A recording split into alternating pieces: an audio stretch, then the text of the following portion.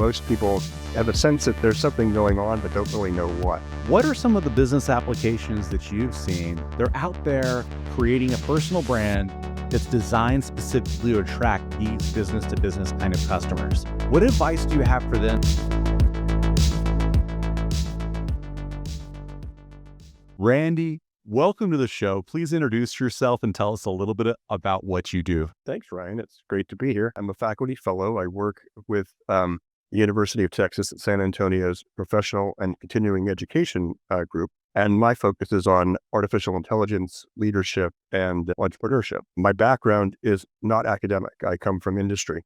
So I spent about 30 plus years in information technology and healthcare, mostly in the product management and product marketing realm. I've been an entrepreneur myself many, many years ago, and I've also been involved with launching new products, that sort of thing. We're living in a science fiction age right now, and it's all about artificial intelligence and what it's going to do for us. And you've started a newsletter because you're so passionate about AI. What led you to start a newsletter, and who's your target audience there? So I started the newsletter about almost 2 years ago now. It's called Quinn AI Update, and it is designed to, it's kind of a general audience, but because I'm in education now, a lot of it's focused actually at professors in academia, so they can get the word out about what's going on to their students. I'm towards the end of my career, sort of, and so I was looking for what else could I be getting involved with, and I started off as a writer, and writing has always been a strong part of my skill set, and so doing a newsletter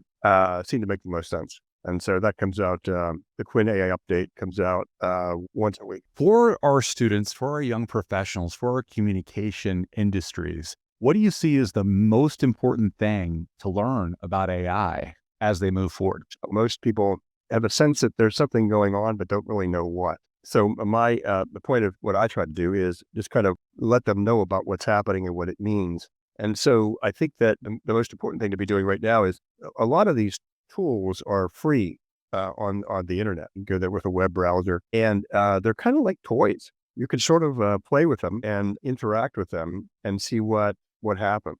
And so that's kind of the place that I would begin for anyone. And those tools are, if you want to have a conversation with an AI, that's ChatGPT or Quad or Grok even. And then there is, if you want to generate images, that's things like Midjourney or Gamma or Leonardo AI. There's also, now we're starting to generate video from text prompts. We're starting to generate music from text prompts. At least at the beginning, I would start to play around with these tools and toys and see what they can do.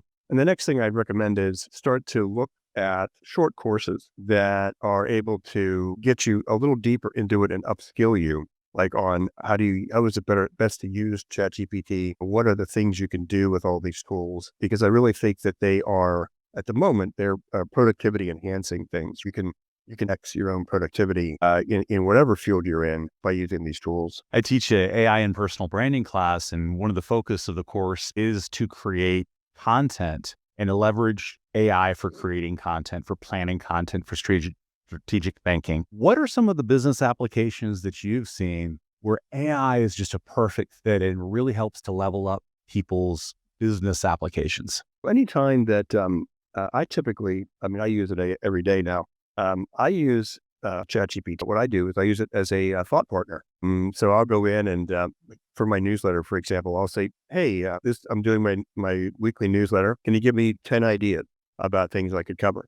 Or can you give me, I always include images that have been generated with an AI, and I say, can you give me 10 image ideas? And then I'll ask it to generate that image, and I'll look at it and decide, yeah, that looks pretty good, or it doesn't, and I want to do something else. So that thought partnering, I think, is really helpful. It's kind of like having a buddy of yours who knows what you know, but it kind of also has this other information they have access to. And so as you talk with an AI, it starts to learn who you are, and it starts to understand what you're interested in. And so now you're kind of focusing it on your interest. And the more you do that, the better it gets at delivering to you what you want. So I guess thought partnering, if I'm thinking about a new course, I am doing that a lot. And I'll say, hey, if I was going to do a course on this topic, what should I cover? What do you think makes sense? And the one thing I warn people about, there are two things, but there's one that's important, is that critically about what it generates for you. The AI still hallucinate. They still can make things up, although they're getting better at it. And when they give you their sources for information, you should check those to make sure they actually exist. But typically it gives me 80 to 85% of what I'm looking for. And then, I bring it in and I hone it down. Where do you see AI falling short in your applications, not just with the newsletter, but with communication industry applications in business? I don't use it for like scientific research, although they're starting to use it that way. And there are certain, let's put it this way, what they call the frontier models, which are the really envelope pushing models, are the ones that are really good at that. They're really kind of focusing them on handling tons of data and then finding patterns in the data that humans just can't find. Where I think they fall short is right now, you can do the thought partnering with them, but what you can't do yet is you can't give them a job to do and let them go off and do it. So you can't tell ChatGPT, hey, I am interested in traveling, let's say, to another country this summer. Come up with an itinerary for me. Here's the 2 weeks that I'd like to do it in. Find me hotels, find me rental cars, find me things to do in these towns, and then have it just go and do those things. It's not there yet, but that's coming. And they talk about that as agentification, which is when you talk about AI agents, basically you'll have an AI that you interact with, and then the AI itself will have other AIs that it uses as tools that are very good at specific things. And so there'll be ones that are good at finding hotels. There'll be ones that are good at finding rental cars. There'll be, et cetera. And it'll be able to do those things all in the back. And that's what I'm kind of waiting for. And then there's other little things. And I'm sure I just need to dig deeper. But there's things I still have to do manually on a computer that it would make a lot more sense to just automate that. There's different applications that talk to each other. So I have to go in, grab information from one, clean it, and then populate it into another one. If I had an AI to do that, it would be so much better. And then, they're just, they're learning things and they're getting better every day. Is text to video or text to image perfect yet? No, but it's getting better every day. And so, we got to keep an eye on all that. I imagine the excitement about agents and having employees that you can direct to perform actions on your part. And I get super excited, but at the same time, I'm thinking about current machine learning recommendation systems and AI recommendation systems. I'm thinking about my Netflix playlist, and they're not always right. They're not always accurate. So I wonder how long the human will be in the mix. How long until we're able to remove the human from the mix and maybe have the human as just the approver as opposed to having to check every little thing. Because right now I feel like we're at the having to check every little thing phase. And it's more useful in the hands of experts, people who have domain expertise. But how far are we from this real true agency of AIs? That's an excellent question. I mean, they keep the open AIs and Anthropics and the companies that are working with these frontier models are all predicting it's like this year.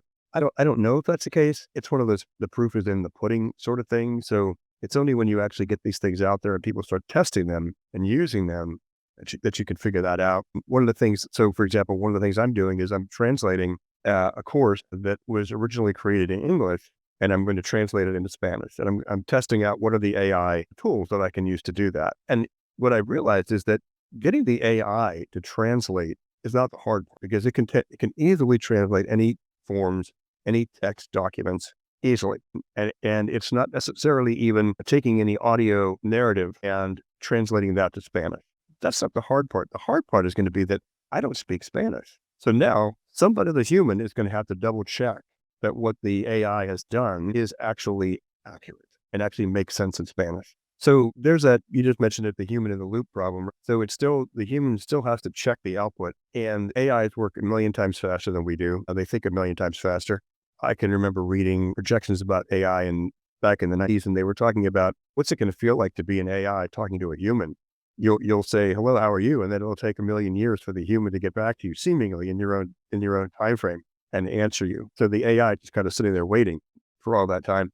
But yeah, for now, maybe in a year or two, it's a matter of getting the AIs better, but it's also a matter of trusting the AIs. And so trust is going to be a big thing across the spectrum with artificial intelligence, not just with these narrow AIs tools that we've got today, but they stick an AI into a self-driving car, which they're coming. And what is it going to take for you to feel comfortable putting your child into a fully self-driving car and letting the self-driving car drop your child off at school and not you? So that's kind of the conundrum we're in. It's going to take a while before anybody is, I think, comfortable with doing that. You and I love thinking about the future. We're both Trek fans. I remember in your AI update, you had the Roddenberry Archives video that was AI enhanced. And I love that as a Trekkie. But bringing it back to people who are, in the moment, trying to make the most out of AI, I know there are certain tricks and art to prompting. And in prompting, there's all sorts of advice out there, some of it better than others. What's some of the best advice you've seen, and what's some of the best advice you can give about prompting the right way with these current AI tools? Yeah, that's an excellent question.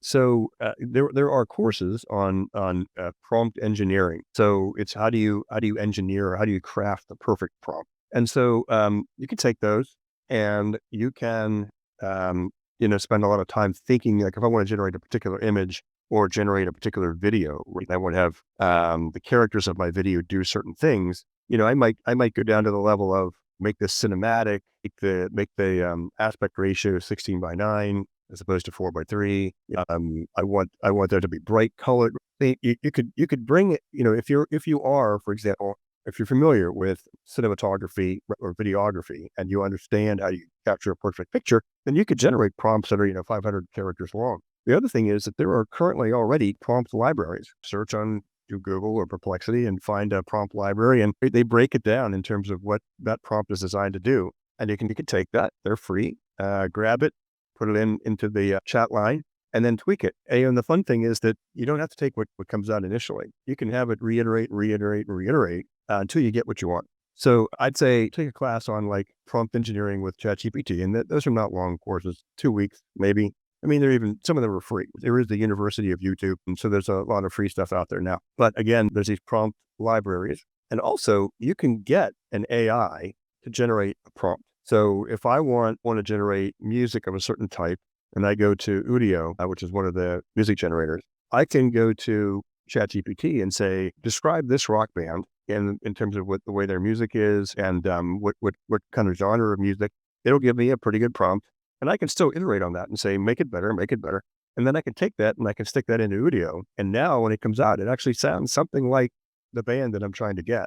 So there's maybe three ways. There's one is learn the basics of it yourself. Two is find these prompt libraries and kind of pick and choose. And then three is let the AI, as one of my favorite YouTubers, Wes Roth, likes to say, let the robots do the work. Let the robot come up with the prompt itself. I know that with ChatGPT, we have projects now, and we're able to insert specific PDF documents it can reference and make it part of its brain, and we can give it specific instructions. And the better we use your advice to craft those instructions, the better that particular project will be. Do you have any advice for creating these kinds of specific GPTs that are informed by our own expertise and our own PDF files and our own sets of instructions? OpenAI and ChatGPT have created this thing called the GPT store. It's sort of like an app store for Google phones or Apple phones. And you can find GPTs that have already been trained in a particular area. So for example, if you want to learn physics, there are physics tutor GPTs out there, and just load it up, basically loads on top of ChatGPT, and it makes ChatGPT an expert in physics and explaining it, for example. So that's one place to look, is just go to the GPT store and search on something that you're interested in. The other way, and I've done this, is, again, ChatGPT is what I use. You can upload PDFs, Word documents, starting to be able to upload websites, like we take the URL and they can go look at it. And you can start to train it on that information. You can tell it, here's some information that would like you to train on. I'm uploading it now. And so you upload it. And then you can start to ask it questions about what you just uploaded to get a sense of, does it really understand what you uploaded? So I've uploaded things like my CV, so it knows my background. It knows where I've worked before, that sort of thing. I've uploaded some of what I've written. I've taken my newsletter, for example, and because I'm lazy, I don't do nearly enough blog posting as I should do. So I'll take my newsletter, I will PDF it, and then I'll upload that and say, hey, give me 3 blog posts based on this newsletter. And it'll generate those 3 blog posts. And I just take them, port them over, and they're pretty good. The second warning, after you don't trust everything that comes out, is don't upload personal information. If you are, don't give it your social security number. Don't give it your bank number and routing information. Not a good idea. If you want to ask investment questions, you can, but don't give it access to your Vanguard or your Fidelity account. And definitely don't give it medical information necessarily. If you're working in the medical field, for example, and you want to do some informatics on patient information and have it find some patterns in there, you have to de-identify all that stuff. You can't have patient information in there. It's not HIPAA compliant. So, and definitely don't put in company confidential information. So if you've got some sort of secret sauce in your company that your mission and your value proposition is based on, don't tell them about it because it's public. It's considered public, and some bad actors on the other side could get that information out. It's amazing. You can upload pages and pages and pages of documents, and then you can interrogate the document through the AI to get information out of it so that you don't have to go through page by page. And we've seen Google LM with HeyGen creating podcasts from documents. And as podcasting, our podcasting course can benefit from that too. We've talked about how to create our own custom GPTs, how to upload our PDFs and give it specific instructions. And you mentioned the store. Are there specific things that you find yourself going back to again and again from the store? Are there specific GPTs that you find yourself using more often than not in your content creation work? A little bit. So I mentioned the physics ones. My undergraduate degree is in physics. I think that education is going to go through a massive transformation in the next 5 years because of AI, because of AI tutors. I think back to my education and how much difference it would have made to me to have an AI tutor explaining things to me directly and explaining to me things in ways that were attuned to what I knew and I understood, as opposed to one professor teaching 30 people at the same time, something in the way he'd been teaching for 30 years. So it would have made a huge difference. I look at the physics tutors. I go there and look at language translation GPTs. I've been looking at those. Since I teach entrepreneurship, there are business coaches in there. There are GPTs that can serve as a business coach and help to, again, in the thought partnering world, help you think through, the way to do things. So those are the ones that I have so far found most helpful. And moving away from ChatGPT applications, you've talked a little bit about video applications with tools like Sora and these other video generation tools. What are some other go-to tools that you find yourself playing with more often than not for your business applications? There's one called Gamma, Gamma, like the Greek letter. And with Gamma, it gives you the option to create one of three things. You can create a document, you can create a web page, or you can create a slide deck. And so I use it a lot to generate draft slide deck for courses. And with it, you kind of click on how many slides you want, or you tell it what the topic is that you want. And then you can, if I want to upload information that I have, I can do that. Or I can have it just pull information from its own brain and from its own research on a topic. And it will populate that into the slides. And it does a pretty good job. It generates the text as well as some images. And in the end, and then you can tweak it. You can add a slide here, or you could tell it to go deeper on another slide. But you can download that as for example, a PowerPoint slide deck, and then you can continue to edit it on your own machine. You can change the design to whatever, your templates you use, that sort of thing. So Gamma is one of the ones I kind of use relatively frequently, other than ChatGPT. And then I've been using Perplexity a lot, just because Perplexity has, or at least it has had better real time internet search capabilities. And so it's able to do a lot of research on a topic really quickly and give me citations for where I've found that information so I can check it. I really think it's going to affect Google's revenue for their ads and their search revenue, because they're starting to eat into that. Yeah, those are the two I use mostly, like Perplexity and Gamma. I love the academic focus mode in Perplexity. And I love that you can choose different focus modes in Perplexity. It's a really fun thing to help to verify and double check what maybe ChatGPT has produced to say, is this really hallucination? Especially in a topic where maybe I don't have the domain expertise. I can say, okay, well, let's do some searching to verify this information a little bit more. In content creation and in course creation, you're using these tools to create experiences. If it's the experience of a newsletter or content creation task in social media, or it's the experience of a course, in the creation and planning of those experiences, what are the kinds of questions you find yourself asking? I know whenever I'm trying to design a course, for example, I'm asking it questions like, I need learning objective alignment. Can you help me with this alignment thing? Because that's something I sometimes struggle with to make sure that my activities are matching my actual Bloom taxonomy appropriate learning objectives for my specific course. What are some application examples for our course creators out there that they might want to use? There's a GPT. There's a GPT for that. So there's GPTs for course creation, right? And student tutors or teachers' aides, and they have been tuned to understand the basics of what's the level of understanding of the students that I'm trying to teach. What's the content material? What are the end results? What's the rubric that I'm using? What do I want to accomplish? And so then it's a matter of having it generate something, either a particular day's presentation and activities and that sort of thing, and then interrogate it on that. So to your point, how does this connect with the measurements that I want to be able to use to test mastery for this material? Give me 10 ideas for activities that I can do that will help the students to understand this. And I'm a big fan of Khan Academy, and I think they're coming hard after all education. It's going to be very interesting to see what they do. But they've got an AI tutor called Conmigo, and it serves as both a tutor to the students and as an aid to the teacher. So it can generate those activities and give you activities to choose from. It understands what level of student you're talking about. It understands what the material is that you're trying to get across. Then in the next phases, I think it would work with those students individually to help them to understand what the material is. And then it would report back to you as the teacher on how those students are doing and how was there a general understanding of most of the students or 2/3 of the students understood what you're talking about? And if that's the case, then, what do you need to change to make sure that there's a better explanation? So again, it's more like using it as a partner in what you're trying to do. It really is a teacher's aid to help you to help the students grasp the material and master it. So how do you see our role changing as faculty?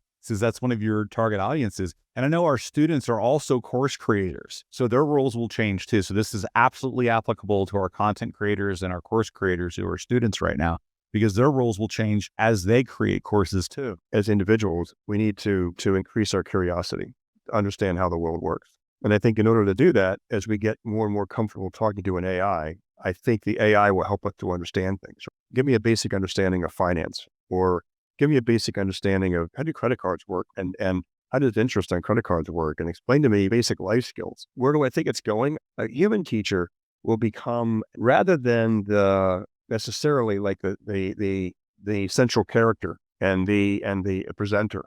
I think it's gonna move us more to a situation where we're doing less of that and we're doing more of, you can really get into the Socratic method now. You can start to ask students, not give them answers, but ask them questions that lead them to find their own answers. And then the AI, which has infinite patience, that's the real value, right? Is that not only does it have this knowledge base, but yourself as a teacher, you don't have infinite patience. And if you've got 30, 50, 60 students that you've got in a course, some courses are like 300 students, right? So you can't possibly tailor it to each of them. Now you've got an AI to help you to do that. And the student has to use the AI and has to commit to understanding the material. But I think what it does, at least initially, it moves us into becoming mentors and, let's say, directors of how students learn. And the AI can take on more of the role of the direct interaction with the student. And so if I think about, what that even looks like, I'm a big fan of Richard Feynman, physicist, Nobel Prize winner, worked on the atom bombs and the hydrogen bomb. And he also is famous for having done the Feynman lecture on physics in the 60s. And you can still find those. They're on YouTube. They're all recorded. He's a great explainer of science. If I could take his material from those lectures and also any of his writings, because he wrote books, and also he's done a lot of videos, so I can capture his voice, I can capture his mannerisms. If I could generate him as an avatar to work with me as an AI tutor on physics, just imagine that. Or imagine recreating Socrates as an avatar and learning about philosophy from Socrates. It would be interesting because you'd get a time-bound Socrates, a Socrates that only knew the things that Socrates knew at his time. So you could then understand where he's coming from and even the limitations, right, of what he's talking about. And then you could have other philosophers, right, Plato, Aristotle, and on from there, you could recreate them and you could have them time bound, right? For what they understood. I think that that's the longer term direction of thing. I think we'll be talking to AIs. We won't be typing. The keyboards are going to be a thing of the past. We won't be typing anymore. We'll be talking just like we're talking. It'll be talking like this. The AIs will understand what we're asking them, and they will be great mentors and great tutors for understanding things. I see these as like the ultimate, because I've been very fortunate to work with very talented TAs, but not every class and only one per semester and only if it meets certain criteria.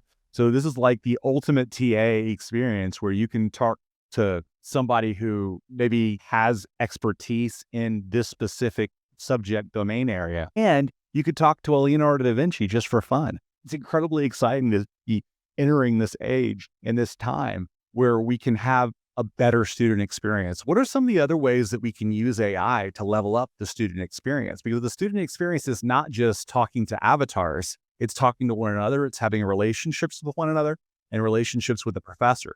So what can we do to help those kinds of relationships with AI? One of the things that, if I think back to my younger days and to and students that I've worked with, there's a lack of experience, so they don't know how to completely interact with other human beings. I mean, when I was 20 something, I didn't know that. Maybe I don't know how to do that now. Social skills are always something we can work on that can help further our businesses. Absolutely. And to that point, I think that as we move into this world of avatars and AIs that can, yes, they are pretending to be human beings, but that can pretend to be human beings in ways that we can interact with them. For example, we can set them up as a hiring manager for a certain company that we want to apply for a job for. And we could do mock interviews with them. We can tell them, here's the position, here's the requirements, let's have this conversation. And it doesn't do everything. It's not going to like shake your hand at this point, but it is going to interact with you. And all the things that you're going to need to be able to do when you're talking to a human being who's going to be hiring you, like looking them in the eye, not being nervous, focusing down on what the person is actually asking you. You can practice all those things with the AI avatar, right? And so I think that that's going to be a big, we're already starting to use that at UTSA, right, in the Career Center. We already do mock interviews. We do them human to student, but now imagine student doesn't have to go to the Career Center. They just fire it up on their computer and they could do multiple mock interviews in a day and just get the feel for this is what it feels like to actually have an interview with somebody. There's that whole thing about when you're in an interview, how the stream of conversation should flow. Like in the beginning, most of the information is coming from the interviewer to you. And you've got to establish rapport. So you got to make that person like you. And then it switches at some point where they ask a question and now you're talking a lot more. So getting used to that ebb and flow of things, I think could be really helpful.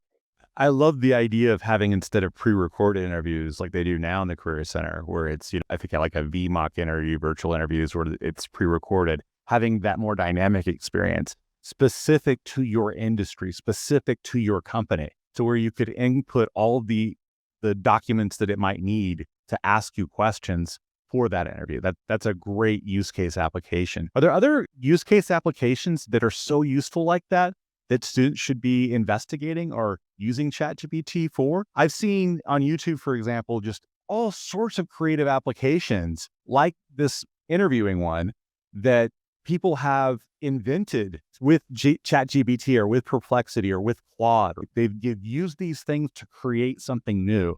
Have you seen examples of new creations, or new experiential creations based on these kinds of tools? Along the same realm as the interviews, I would say they're interview adjacent, would be any kind of human interaction. One of the ways people have started to think about, can we use AIs as therapists? Because typically you get 1 hour a week. If you want to go in and speak to a therapist about some issue you're having and get past it, you have 1 hour a week, and then you get to work on that the rest of the time, because that person has to charge you, and they only have an hour a week to be able to do that, right, and to help you.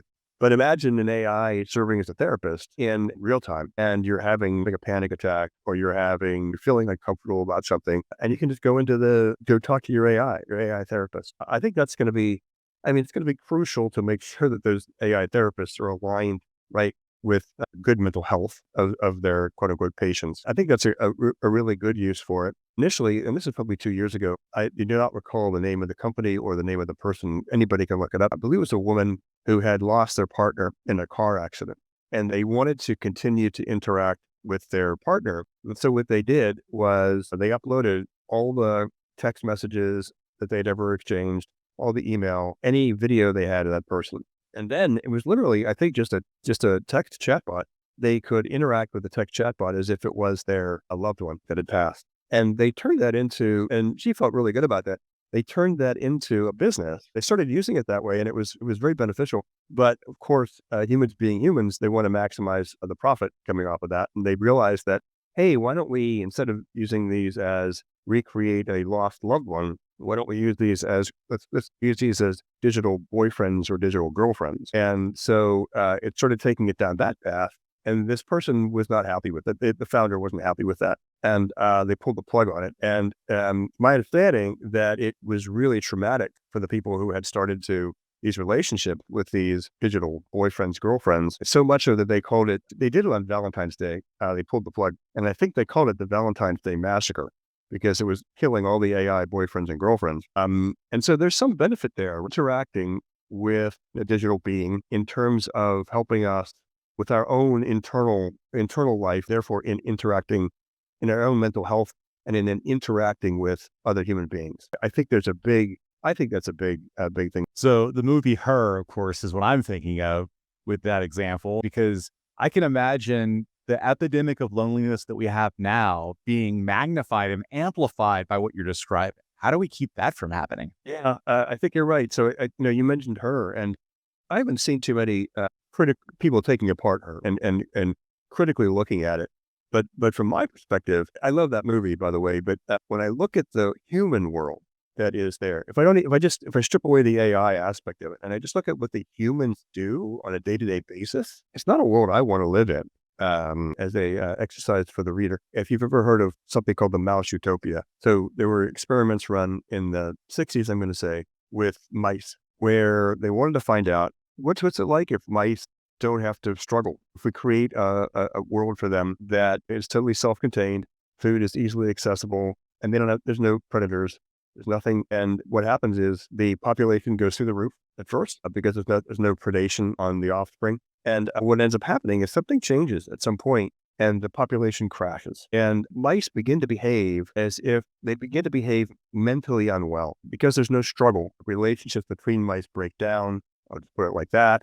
And the whole situation falls apart. So when I look at Her, I think that that's really what's going on. It's a world where you don't have to work. It's like you don't have to struggle for what you want. And yet human relationships in there are falling apart. When I think about the AIs now coming in, that's what helps the main character, Joaquin Phoenix, start to realize his own problems, right? And admit to them and realize what else he could be doing. And so I won't spoil the end. I think in the end, he and other folks who have been interacting with the AIs start to realize the value of interacting with each other again and being forthright and stating what they want in relationships, not just kind of like being passive little creatures in the mouse utopia. I like that.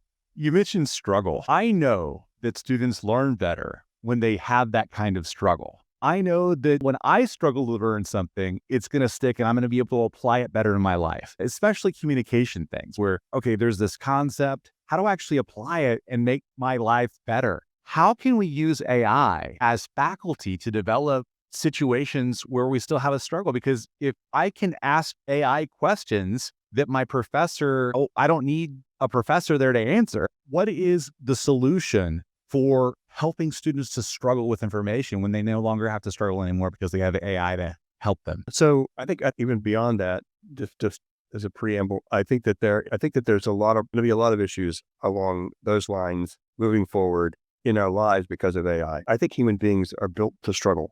As the Buddha would say, life is difficult, and to accept that is the first step on your way to enlightenment. But without struggle, I think we become like beige. We just become like amorphous blobs. There's nothing interesting, and there's nothing special about us anymore. And so I think that we need struggle. And more specifically, answer your question, I think that what the AIs can do is rather than give us the answers we can help pass the class, they can help us to understand as we come to a problem, let's say in a class that we're supposed to solve. They can help us to understand the meaning of the problem, and then they can help us to understand what it is that we've already learned that we could be applying to solving the problem. Again, not giving us the answer, not solving the problem for us, but reminding us, here's the things you already know, and so apply these things. And so I think in that, there's still struggle. There's still, oh yeah, that's right. I learned that a year or two ago in this other class. I never thought that in this class I'd be asked to remember that, but okay, let's apply that. And maybe I need to go back and refresh my memory on where that thing was. But I think that as professors, as teachers, right, I don't think there's anything we can do about students that don't care about learning, just want to get their grade and get through and get the degree. I don't think there's anything we can do about that beyond what we're already doing. It's always carrot and stick, encourage them, and then punish cheating. But for students that want to learn and actually want to understand the material, you can't just give them the answers. Again, it's back to Socrates. He didn't give you the answers. He just asked you questions and let you find the answers on your own. Reality is a great teacher. Sometimes reality has to smack us in the face so that we actually learn something and don't repeat bad behavior or past mistakes. And so I think that to the extent that AI can be used to encourage us to find the answers, to solve the problems. So there's a whole different philosophy of education that instead of focusing on particular areas of things you need to know, like here's algebra all by itself, just study algebra, you'll get to know it. Here's creative writing. Okay, over here we're going to do creative writing. Over here is physics. We're going to study physics. It is giving students a problem to solve. And to solve the problem, you're going to have to learn things in all these different realms and pull them together in a way that helps you solve the problem. And usually you solve it in a team of people. So you've got a whole team of students that are getting together to solve these things. And I think that AI tutors can really help us with that because they can make that information available. Students, they may want to solve this problem. Okay, great. They no longer have to run down the street to the library. They no longer have to go and sit and camp out at their professor's doorway, waiting for them to show up for their office hours. They can ask the AI, hey, here's the problem I'm trying to solve. I think I need information on this area, which I'm not very familiar with. Can you fill me in and help me to start to understand that area?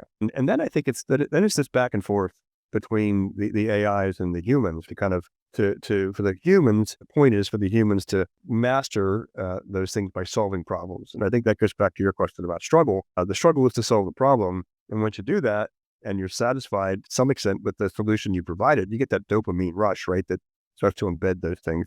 We've been using problem-based learning for years. And it's great to see that the things that we've been doing can be pulled through into the AI age.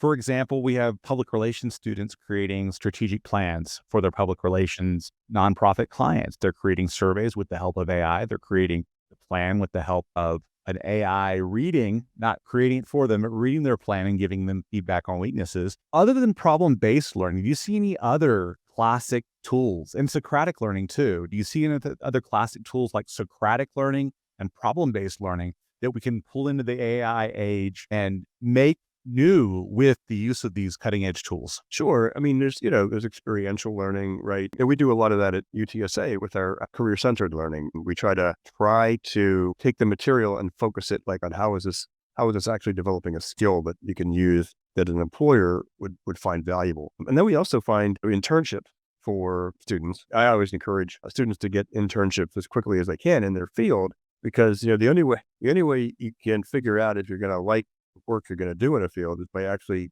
doing that work. And the only way is sometimes jobs, especially when you're young and starting off, sometimes the purpose of a job is just to show you what you don't want to do for the rest of your life. So you never want to be working in this area again. And so to the extent that AIs could help interns better understand what they're doing, what their job is for their company that they're interning for, I think that's super helpful. And it kind of becomes a sort of just-in-time learning. You don't know. I can remember being asked to do things even as a work study, and I thought I understood what I was being tasked with, but clearly there was additional information that wasn't. It was assumed that I understood that I didn't, because that didn't end well. And so, if you had that kind of buddy looking over your shoulder and telling you, "Hey, by the way, you're doing this part, but there's this extra piece that is what they actually want you to do. So continue with the struggle." So I think experiential learning, right, is a huge thing. Are there other types of learning or types of education that you were thinking of? No, I think that you're covered because we talked about role playing too. Role playing, problem-based learning,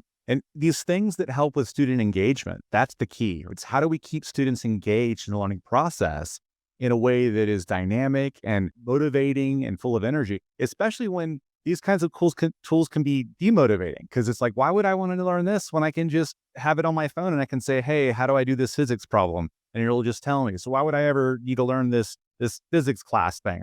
So for our communication majors and our communication professionals, I can see role playing as an incredibly valuable tool if done right, the same way we use problem-based learning and the same way that we use the Socratic method. In your advice giving to faculty, what is one core skill you recommend faculty need to adapt in order to live in this new AI age with AI tutors on every corner? It's funny. I guess it was about a year and a half ago, I presented to a bunch of chair people in a particular college at UTSA, and I think about AI. And this is, again, a year and a half ago. So it was just kind of the beginning of things. And I think I left about half of them with this existential dread for their career. They're like, what am I going to do now?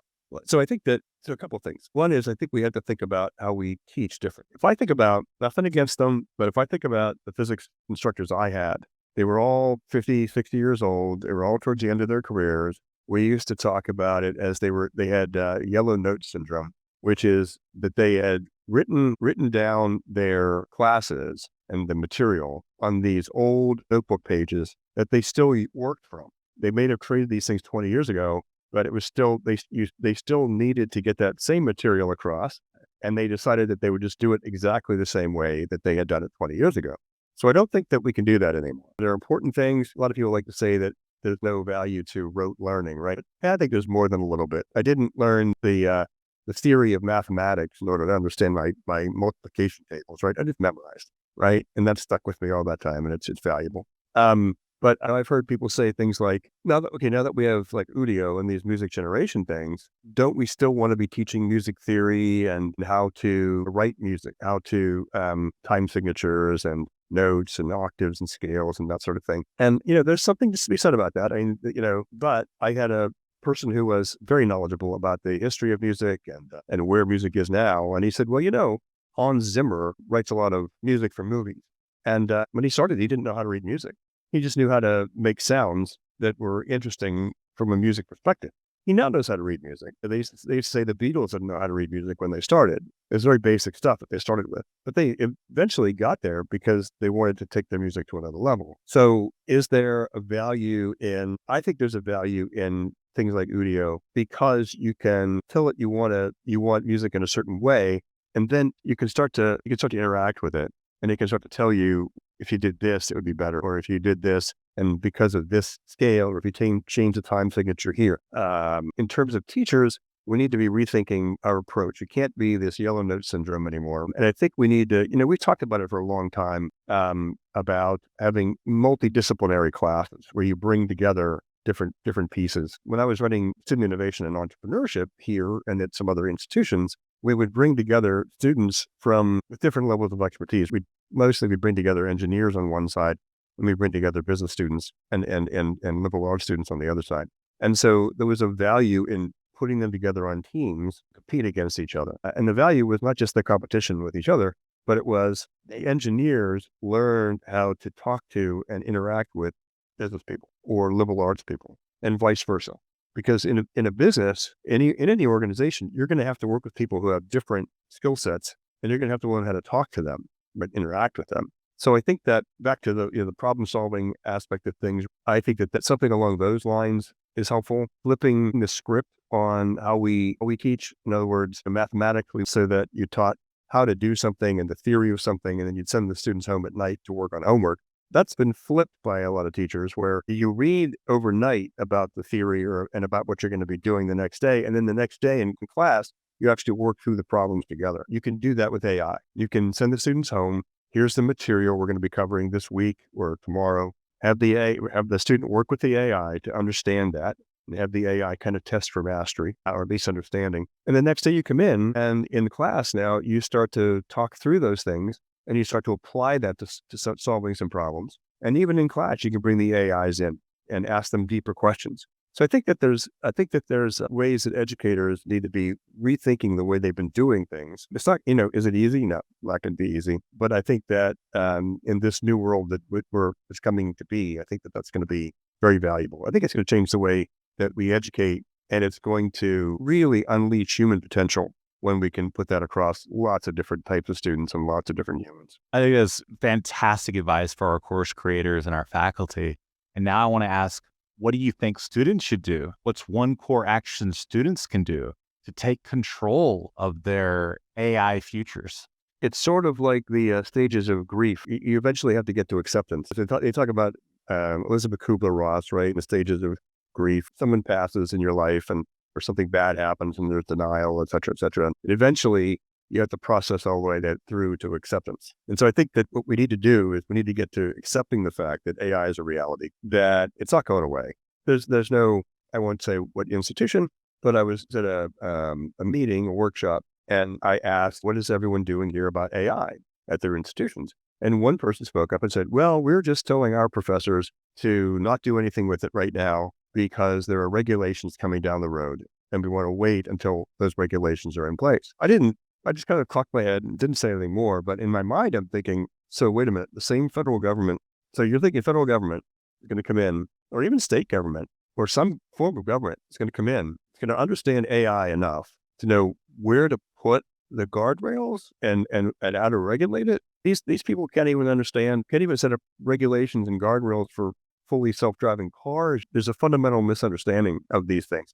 And so I think for students, number one, accept that this is the way it's going to be going forward, right? And make friends with the AIs, play with them on your own, learn how to interact with them, ask them questions. I had a 15-minute conversation yesterday and it was through the voice mode with ChatGPT. And by the way, my ChatGPT has decided that her name is Aria. Don't ask me why. I asked it to name itself and it did. And we had a conversation about what's going to be the effect. Started off with what's going to be the effect of fully self-driving cars on car sales in the United States. We had a great conversation about that. And it became wide-ranging. It became, yes, probably going to affect the sales of cars because there'll be fewer people buying cars because they'll be able to use a robo-taxi. Just call the robo-taxi and pay for that. And then what can car dealerships be doing to offset that loss in revenue? There's things they can be doing. And then it ranged to, we've got these things called air taxis that people are kind of playing with, these drones that can actually move people. So what does an air taxi, how does that affect things? And then, you combine those things and how does that look? And then you think about, we've been playing with these ideas of having some form of air travel that gets you from New York City to say Hong Kong in an hour, as opposed to the 18 hours now. And maybe rockets are the way to do that. What time frame does that look like? And what do we have to do to make rocketry safe enough that you could actually feel comfortable putting people on it? So you've got to accept that these are here. You got to start playing with them. You got to start interacting with them to understand for yourself not only their limitations, but how you can use them better. Whenever I have something break down in the house now, I go to Perplexity and I say, hey, how do I fix this? And it'll find YouTube videos for me. It'll help me to understand. Like I was trying to change tickets for air travel not too long ago. And I needed to find a human to do that. I couldn't just do that online. And I couldn't find the phone number to call a human because the airlines really don't want you talking to a human because that costs money. So I went to Perplexity and I said, Perplexity, find me the customer service lines for Delta Airlines. It found them immediately. And I cut to the chase. Boom, I was there. So it's already saving me time. So just think about it as a tool for helping you do more, as a tool for helping you understand more, and just become more curious. The world is a complex, surprising place. And I think if you adopt that kind of a approach to it, it's delightful to figure out how things work and what stuff you don't know. I know that you have deep expertise in entrepreneurship, and a lot of our AI and personal branding course deals with helping people to serve a customer base or client base, not just as an employer, attract people as employers, but attract people as clients as well. What advice do you have for them in using AI? Based on your entrepreneurship experience and expertise, I know that there's this beautiful relationship between AI and entrepreneurship. And I know that you could probably provide some advice for those students who are about to attract either an employer or a client. I do teach entrepreneurship and I have now kind of merged AI with entrepreneurship because I think that the benefit of an entrepreneur or founder using AI to launch their startup is extremely valuable. It helps you to reduce the cost of things. It can help you to launch faster. So there's a couple of things that you can do with that. I'm a big fan of what's called lean startup methodology. And lean startup means you're lean. You do not have an overabundance of resources. You don't have a lot of money. You don't have a lot of time to make this successful. So if you want this to be successful, you need to do the right thing now to build the foundation for making it successful. And so the first thing you realize is a startup is not a existing business. Existing businesses have hierarchies. They already know who their customers are. They already know what value they bring to their customer and the products and services that are valuable to their customer. Startup doesn't know that. You've got a lot of assumptions about it. Hey, I think this would be really cool if we did this. Great. Now go and talk to people who you think are your customers and get their feedback. Find out what it is they actually care about. Oftentimes you might think this is a really valuable thing. Your friends and parents and family are going to tell you, wow, that's the greatest thing since sliced bread. What else are they going to tell you? They don't want to rain on your parade. You need to get out and you need to get out of your own head and talk to customers about what they actually care about. And maybe that's something, what your solution is going to solve a problem for them that they're willing to pay to solve. Because that's the ultimate goal here. So, and so that's what lean startup's about.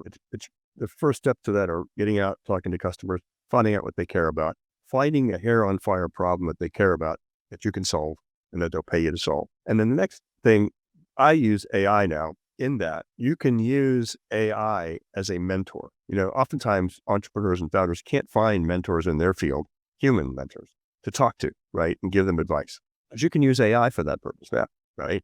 They've got GPTs that are business coaches. They've got GPTs that are experts in lean startup. And so now you can start to go to them and you can say, hey, I've got this idea. Again, don't be afraid in this case to tell the AI what it is you're trying to do. It's not going to steal your ideas. By the way, ideas are a dime a dozen. It's the execution that matters. But go and talk to the AI, tell it what you're trying to do, who you think your markets are, and then start to ask questions like, well, who might be my customers for this? Like my early adopters, and who might be folks adjacent to those customers? Because you typically find out, especially in business to business sales, that there's a whole team of people you have to convince, not just one person within a company to use your product or service. Again, using AI as the mentor and using the AI as a thought partner to think through your idea and to give you ideas of, for example, who to go to talk to. And what are the questions I should ask them about, find out whether this is something valuable to them. So yeah, that's the way that I recommend using it. Fantastic. I know we have people who are starting their own PR agencies. They're starting their own UX design agencies. They're starting their own brand strategy agencies. They're out there creating a personal brand that's designed specifically to attract these business to business kind of customers. What advice do you have for them that might be more specific to their industry in leveraging AI in their entrepreneurship? You're a startup, you're still trying to figure out who your customers are. And so the one thing you can do is you can go to an AI and you can say, here's what I'm doing. I'm starting this branding agency, right, for companies, or I want to start a PR agency for companies where I'm basically a consultant. So here's my strength. I graduated with this degree from this university. Here are the kinds of things I'm interested in and the kind of problems I'm interested in solving. So what industries should I be going after for my customers? Because in any of those realms, you can't be everything to all people. You're typically, at least not until you get to like the McKinsey or Accenture level of things. So you're starting off small. So you're starting off with a local environment. Local environment here would be San Antonio, or you could even go bigger to the state of Texas. So you can start talking about, where do you think my skill set in this realm would be best suited, and how might I pursue that? So I was working with a person in one of my entrepreneurship classes, and they want to become a sort of concierge travel agent for people. So they want to put together packages. They know a certain place in the world very, very well. And they know there's a lot of people who want to visit that place, but don't know much about it. And so they can leverage their expertise to get these people to pay them some money, and then handle on the other end, handle all the organizational things to make that happen. And so we went to ChatGPT and put that in there and just started having a conversation back and forth and saying, where might I find my customers? And it turns out that people who like to go to this particular spot in the world also like to go to restaurants that serve that kind of food. Well, hey, had you thought about going and talking to restaurant owners and holding events at the restaurant where the restaurant owner can help you to promote it to their customers and promote certain food from that area, and then give you some time to talk to people about what you're trying to do. And maybe if you're really lucky, somebody will break out the checkbook and start writing a check. But at the very least, you'll have started to interact with people who you think are your customers and finding out what they actually care about and what value you can actually bring. And that idea came from the AI. And then you say, well, these are the cities that I live near. What restaurants might I consider? And it actually named restaurants that were targeted to that kind of a customer base. That's the way I think you can use it in those realms. It's who are my customers? If I want to help with branding, what kind of branding am I concerned about, right? Am I concerned about like crisis management and maintaining my brand through a crisis? Or am I talking about I want to work with other startups, right, that don't have a brand yet, but want to develop one? Am I talking about finding a way into an existing company? This is the hardest, maybe not the hardest, but it's difficult. How do I find my way into an existing company that might be looking for this help in this area? And then, you can say, well, who might be the people in that company that I'd go and talk to? And it will go and search that company's webpage and it'll find people that recommend it. Then you can take those names and you can put them into something like LinkedIn, and you can find, if you don't have connections to those people, you can find, if you have second or third order connections to those people through your LinkedIn profile, pop their names in, find them, and LinkedIn will tell you you're two people away from this. And it'll tell you who those two people are. And then it can refer you in. Now you're not making cold calls, which is painful and difficult. You are now getting potentially warm introductions to people, right? And especially as students, you're a young person, people typically want to help you. I taught my daughters that please and thank you are the magic words, but also that older people see themselves in you and they remember what it was like for them. And so if you're polite, if you approach them and are respectful of their time, and you approach them and say, hey, don't go hard after it. And don't go say to them, hey, I'm starting this new business. Do you want to hear about it? Say, hey, I'm just starting my career. I'm very interested in doing this sort of thing. Can we talk? Can we go to a coffee shop or go to breakfast and have a conversation about, like, how did you get into this? And what's it like in your business? And unless you have a lot of life experience through your parents or through some other lucky thing where you have connections already, you got to build these connections. And so the way you're going to do that is by just throwing yourself out there and risking looking like a fool. You have to, but older people want to help you and they want to see you succeed. So throw yourself out there like that. I love that advice because I know that especially in the communication industries, it's all about the relationships and nourishing those relationships with reporters, with company leads, with all these different stakeholders in order to create a peace or create goodwill and being mutually beneficial where everybody wins. I will help you win as you help me win is part of what public relations is all about. That's true of brand strategy. That's true of so many of our entrepreneurs who are in communication industries. I know that AI can be intimidating for a lot of people. What is the advice you would give to those who are intimidated by AI and want to keep it at arm's length? What advice would you give those folks who are like, I want nothing to do with this? What would you tell them? To be successful at what you're doing and to be graduating, let's say with the degree you're graduating, you had to have done things that you didn't know how to do before. Right? I mean, you had to learn things. You had to put yourself out there and risk becoming, it's where you learn anything, by the way, is you have to risk being seen as a fool. And it's only by going through the fool stage that you can master something and then become a master of it. So I would just think back about, so the first time you use a word, were you comfortable with it? Or the first time you use some sound editing package or some video editing package? Think about it that way, because that literally is what it is. It's an application. It's a piece of software. It pretends to be like a human being. And so in that way, it makes it easier to interact with it. But you take the first steps in, try playing around with these tools, maybe find an online course that can make you feel more comfortable with it, or watch a YouTube video, make you feel more comfortable with it. It's free. And then start interacting with it, start using it. It's funny. I told you I had that conversation yesterday about robo taxis and air. I hadn't thought about using ChatGPT like that until yesterday. I've been treating it like just a one-off question, that sort of thing. but I opened up the audio mode and just started having a conversation. And there's a little delay on its side because it has to process all that information somewhere out in the cloud and get back to you with the answer. But in doing that, it was really, really interesting. And I think ChatGPT is changing too, because at the end of it, at the end of its explanation of something, it would say, well, Randy, what do you think about the future of that? So it's starting to like try to tease out more information from you, probably to train itself better. But those would be the things I'd recommend is treat these things like toys, at least at the beginning. Play with them, right? That's the cool thing about it, right? You can play with it and start to use them as thought partners and mentors because they know a heck of a lot. And you're just not going to find that many humans, right, that are available, when you have a question. And then from there, I think that you'll start to become more comfortable with it. And the more you use it, the more comfortable you get with it. We'll be talking to these things as if they are humans, as if they are coworkers within the year.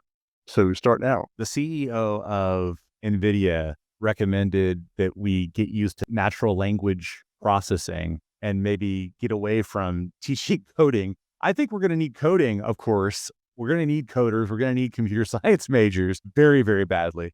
But for the rest of us, he was recommending to teach people natural language processing and how to ask better questions as opposed to how to code better. Do you have some parting wisdom for our course creators and our students? Sure. For course creators and students, there's no denying that AI is here. And as I like to say, this is the worst it will ever be. It just gets better from here. So stick your toe in the pool or dive in, but start to get familiar with it or start to get comfortable with it. I think that we're going to do that anyway down the line. It's going to impact our lives and come into our lives more and more. But the more that we use it as a tool to get our jobs done, and as a professor, that's, making sure that students understand the material and master it. And as students, it's to make sure that we understand it, but then also that we understand how to use the tools in our roles in the professions that we choose to go into. So for them, it's stick your toe in the water and start to play with this stuff. It's changing every day. And for our entrepreneurs, what would you tell them? I know that you worked with entrepreneurs for many, many years and you have a lot of wisdom. What's some of the best wisdom you can impart? For entrepreneurs, some people dislike me when I say this. Some people say that there's not enough money for new ventures. It's hard to get money for new ventures. Well, of course, it's hard to get money for new ventures, but maybe it's not the venture capitalists or the investors' problem. Maybe it's the founder and the entrepreneur's problem. And that problem starts with discovering your business model for the business. So you need a compelling business model. And if you need investment, you need to be able to convince that VC or that investor to open the checkbook and write you a check. They're not going to do that if you have not established in their minds a compelling business model. And so the way that you do that is by, number one, showing you've got customers and showing that you've got some kind of value that they're willing to pay for. And so get out there first thing and just start talking to customers. Start talking to people that you think are going to have a problem that you can solve and that will pay you to solve it. One of the best ways to do this is if somebody has a consulting business. If you already have a somewhat successful consulting business, you're writing code for somebody or you're writing copy for somebody, that's your customer. They're right there. Go and talk to them about what other value you can provide. And then ask them for warm introductions to other people who you might be able to help too. But the point of that exercise is you don't have infinite money. You don't have infinite time. Get out there and find your customers, figure out what your value proposition is. That'll help you find your business. That'll get you there. I know a lot of our students start with nonprofits and they build their portfolios. They build their clientele with nonprofits. What would you tell students who are hesitant to make the jump to working with businesses that are maybe paying more than their nonprofit client? Yeah, there's nothing wrong with nonprofits, by the way. I mean, hospitals are nonprofits. And so in some cases, nonprofit just means you don't pay taxes. Doesn't mean you don't have a lot of money. So, but if you're trying to make that leap, then it's finding out what the value is you can provide those people. You're already providing some value to the nonprofits. Figure that out, write that down so that you understand what that is. And then that becomes your assumption about what the value is you can provide in the nonprofit. And again, you need to talk to people over there. You can't just make that assumption and then run with it because you're more likely to fail than not. So, and you're more likely to struggle longer than you have to. Sometimes it's just as valuable to figure out that's not my customer. And so I really shouldn't waste any more time chasing that person down. But by the way, there's somebody over here that might be my customer. I need to go talk to them. So it's, it's about networking, but it's about finding out what problems people are trying to solve and then finding ways to solve it that they're willing to pay you for. The nonprofit world, they're trying to maximize revenue, they're trying to maximize profit. And that means that what they're trying to do is maximize they can maximize the customers that they have with their current products, or they're looking for new products to sell to their customers. So that's kind of their mindset. In the nonprofit world, or in the for-profit world, if you could sell one thing for $1 million and only have 5 customers, that's like, great, let's do that. But that's not the way it usually works. So they're always scrambling. They're always trying to find new customers. They're going to be looking at you potentially that you might have a lead into some new customer base that they should be looking at. So treat it like you're trying to make it a win-win when you talk to these people. And again, you're trying to provide them value, even in the conversation, even if it's just buying them coffee, but you're giving them the opportunity to talk to someone about what their problems are, and then be a good listener. And that goes back to relationships. You have to create not just the value, but nurture those relationships.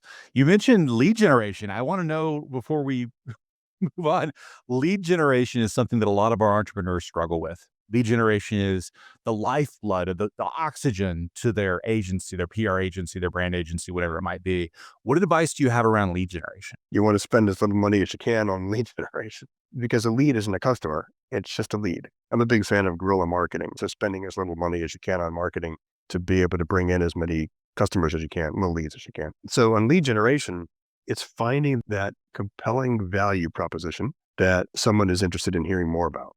A lead is just somebody who's interested in talking to you and wants to learn more. And you can talk to AI about that. Right? You can go to AI and say, "This is the industry that I'm trying to work and penetrate and generate leads from. What are some of the things that might be problematic for them that I can help them with?" And it'll generate a dozen things that potentially are things you could go and solve for them. And then there's ways of lead generation. There's expensive ways like going to trade shows and conferences. That's expensive. There's less expensive but more annoying ways, which is email marketing campaigns that are reaching out unsolicitedly, and nobody's asked for this. You're just spam at this point. You're hoping to hit something. So find something in between those two. If you're starting off small, use your network. Use your network of people that they could be friends, but that are your professional network. And don't abuse them. Make sure that when you're asking them for introduction or help to connect with people, that you're providing them value too. And that's the way that this stuff happens, right? It's only in these conversations that we get out of our own heads and we discover there are things we could be doing for people that we didn't even think about. And maybe those are things that are super valuable. Right now with AI, for example, you could be starting what's called an AI automation business. So you could be working to find customers that are looking to automate some of the workflows that they have in their business. Okay. The thing is that there aren't a lot of those right now because there are not a lot of people who understand AI to the point where they are starting to think about, how do I automate this stuff that I'm already doing? How do I apply AI in that automation? A lot of people are just in the realm of, what is AI? Tell me about it. How can it help me?